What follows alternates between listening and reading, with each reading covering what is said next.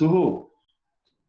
Suhu pada suhu 35 dan 40 darjah Celsius adalah suhu optimum. Apa tu optimum? Optimum ni baru masuk maksimum. Okey. Maksimum. Tulis macam mana? Nak nampak Set. Kecilkan sikit pen.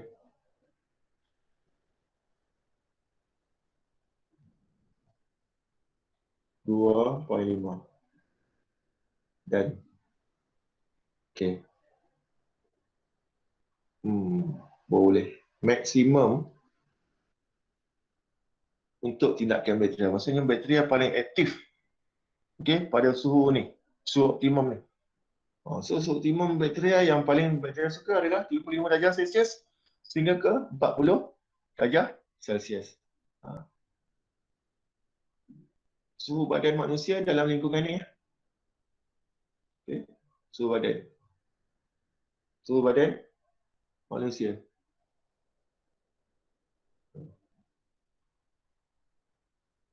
Sebab itu manusia juga adalah salah satu tempat yang sesuai untuk mikroorganisma ini tumbuh dan membiak. Okey, pertumbuhan mikro. Sesuai.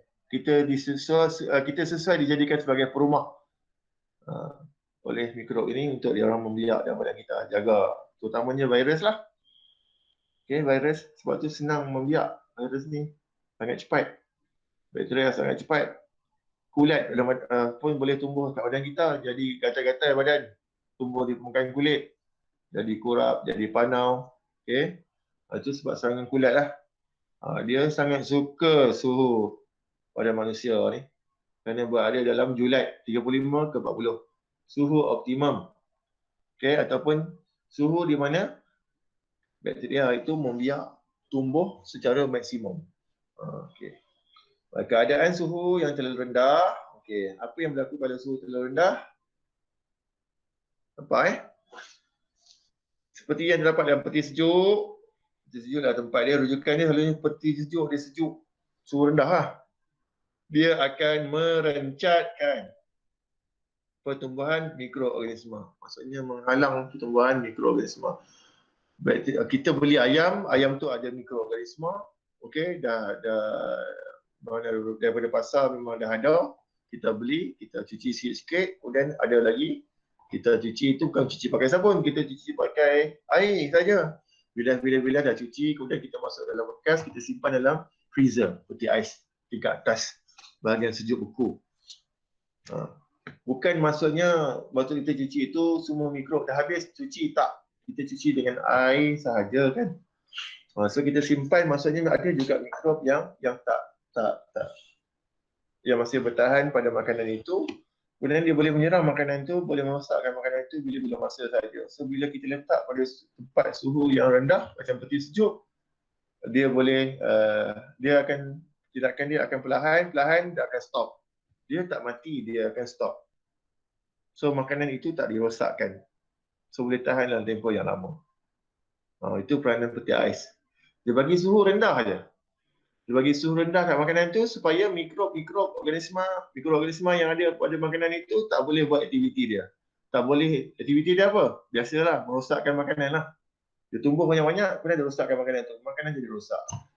Makanan rosak kerana selalunya tindakan mikroorganisma. Makanan jadi basi, makanan jadi berbau, busuk. Okay? Itu maksudnya dah diserang dengan banyaknya. Kalau kita ambil makanan yang tu, yang sudah dirosakkan itu ataupun yang sudah rosak, kita makan, itu yang menyebabkan keracunan makanan. Bakteria atau mikrob yang tumbuh pada makanan itu, awak ambil makan masuk dalam perut. Dia membiar awak, bagi awak rasa sakit perut, cirit-cirit. Okay, itu peranan peti ais. Dia bagi suhu yang sejuk supaya mikroorganisma tak boleh hidup, tak boleh tumbuh. Namanya merencatkan pertumbuhan mikroorganisma. Disebut merencatkan pertumbuhan mikroorganisma. Organisma tak hidup lah, maksudnya tak tumbuh lah untuk membiak, untuk serang makanan. Keadaan suhu terlalu tinggi juga. Okey, boleh membunuh mikrob. Kalau sejuk dia tak bunuh, dia rencatkan saja. Rencatkan maksudnya dia mikrob itu ada. Kalau kita bawa keluar daripada peti ais, Dia dah kembali pada suhu bilik, kat dapur tu suhu bilik lah. Okay, kita anggap sebagai suhu bilik. Dia boleh, kalau kita biar dalam 3-4 jam, dia boleh jadi busuk. Sebab dia dah aktif balik. Rencat maksudnya tak bunuh. Tapi kalau suhu tinggi, kalau suhu tinggi, dia boleh bunuh mikrob itu terus mati. Sebab itu pentingnya kita buat pendidikan. Awak pernah lihat kalau awak ada adik kecil ataupun awak pernah lihat kot ibu-ibu yang ada baby kecil, anak kecil, peralatan menyusu dia tu, botol susu apa semua, bila nak cuci, bukan saja cuci dengan air sabun, dia orang akan jirus ataupun hangatkan dengan air yang mendidih. Kerana nak bunuh mikroorganisma. Sebab apa kena buat macam tu? Sebab budak-budak kecil, baby yang baru lahir, tahap immunity dia tu, sistem pertahanan badan tu masih lemah. Bila masa saja dia orang mudah kena serang dengan mikroorganisma yang boleh menyebabkan sakit. Bila kena serang tu yang demam panas, jadi sakit, ciri wirid, macam-macam lah. So, dia orang punya sistem ketahanan badan tak berapa kuat lagi. So, ibu bapa kena buat cara tambahan, bukan saja sabun. Botol susunya, puting susunya, pada botol itu, dia orang juga mesti gunakan tindakan air panas untuk bunuh mikroorganisma, pendamkan dia atau didihkan dia selama beberapa minit, baru pakai peralatan itu pada bayi. Nilai pH. Nilai pH ada dua sebenarnya. You dah belajar pH, dia satu dalam keadaan asid.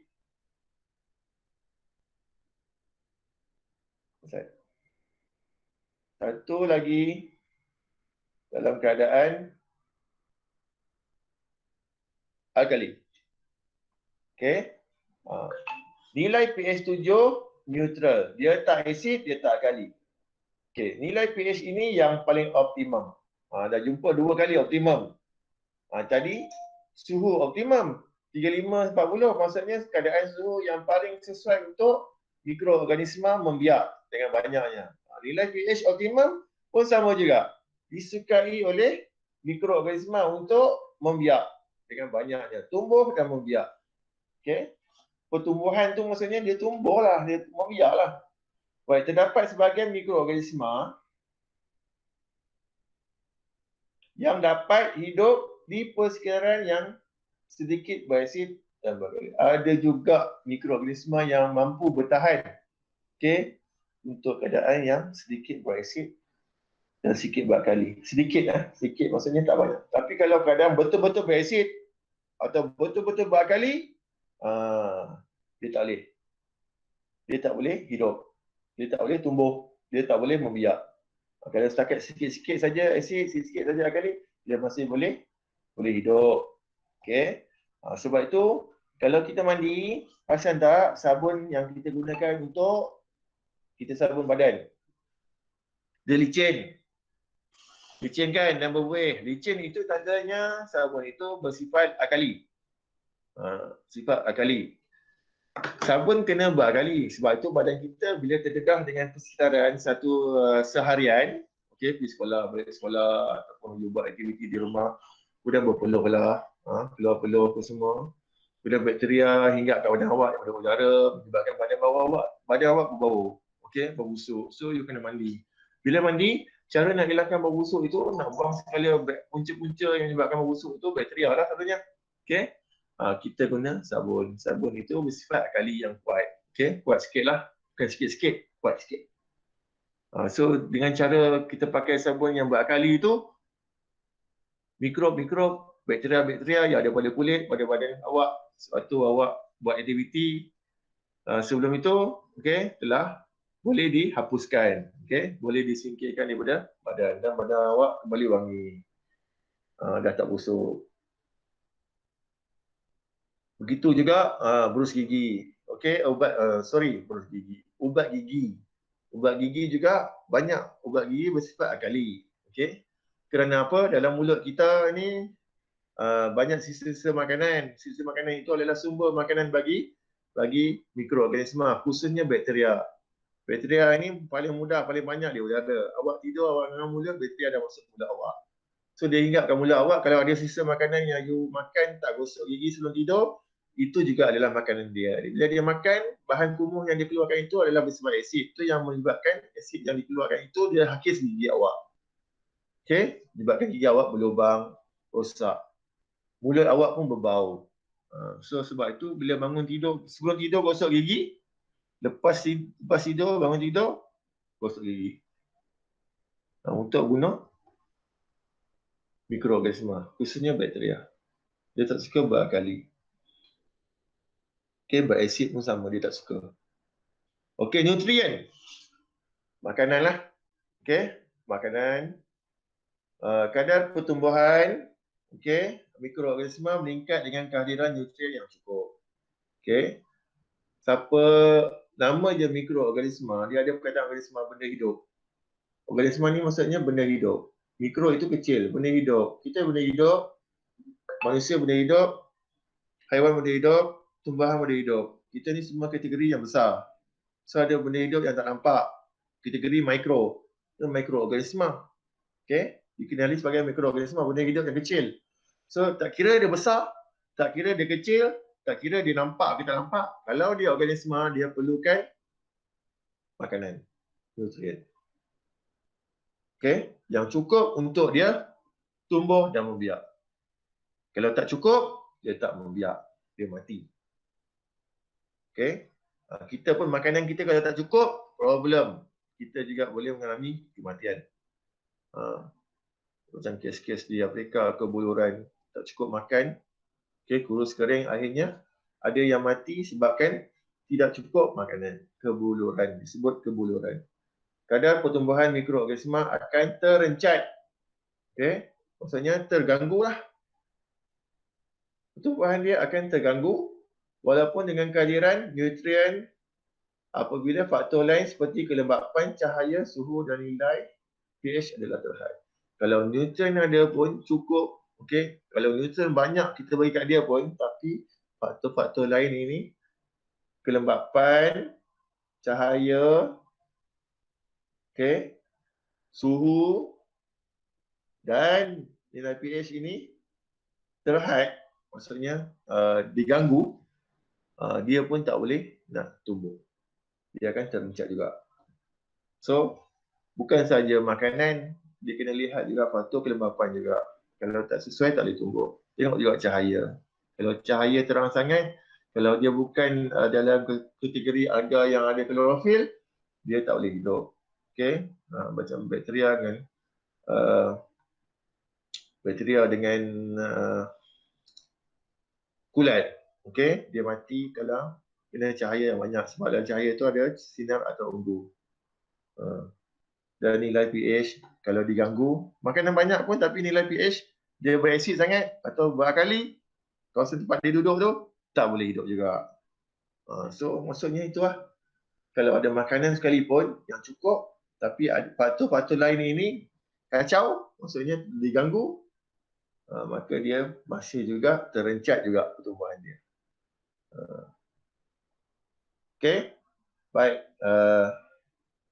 Itu adalah berkenaan dengan faktor-faktor pertumbuhan mikrob. Saya stop di sini.